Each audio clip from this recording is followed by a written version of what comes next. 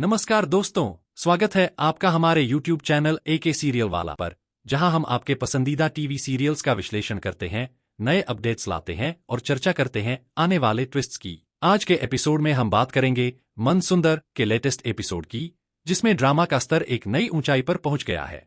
इस एपिसोड में रूही के बर्थडे के बीच अग्नि के कुछ खुलासे और नाहर जी की मुश्किलों ने कहानी में नया मोड़ ला दिया है। तो चलिए बिना किसी देरी के शुरुआत करते हैं और जानते हैं कि इस एपिसोड में क्या कुछ खास हुआ और इसके पीछे छिपे नाटकीय तत्व क्या हैं।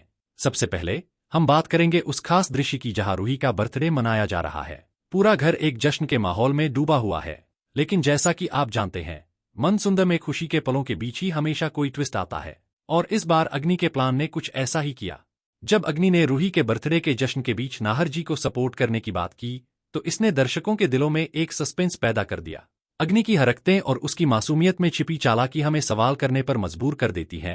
क्या अग्नि वाकई सही इरादों से काम कर रही है या इसके पीछे कोई छुपा मकसद है?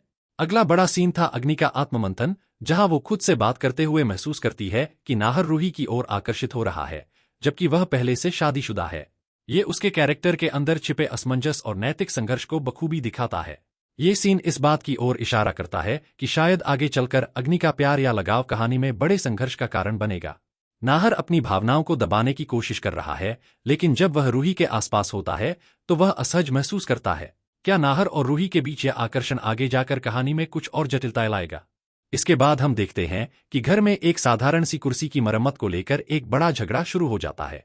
ये सीन एक छोटे से मुद्दे को लेकर बड़े नाटकीय मोड़ की ओर बढ़ता है। रूही की गलती से कुर्सी ठीक नहीं हो पाती और यह छोटी सी बात एक बड़े विवाद का कारण बन जाती है। नाहर जी अग्नि पर भड़क उठते हैं और सवाल उठाते हैं कि अगर रूही की इस गलती से उनके बच्चे को कुछ हो जाता तो क्या होता। ये सीन दिखाता है कि कैसे छोटी छोटी घटनाएं बड़ी समस्याओं का रूप ले सकती हैं। इसी सीन में अग्नि की चालाकी और रूही की मासूमियत एक बार फिर सामने आती है। इसके अलावा एपिसोड में घर के अन्य सदस्यों के बीच भी कुछ टेंशन देखने को मिलती है, खासकर नाहर जी और रूही के बीच का सीन, जहां नाहर जी की चिंता उनके आने वाले बच्चे के लिए साफ झलकती है। अग्नि और रूही के रिश्ते में भी इस एपिसोड में कई बदलाव आए, जहां एक तरफ अग्नि का नाहर जी के तरफ झुकाव बढ़ता नजर आता है, वहीं रूही अपने परिवार के लिए जिम्मेदारियों में उलझी हुई दिखती है।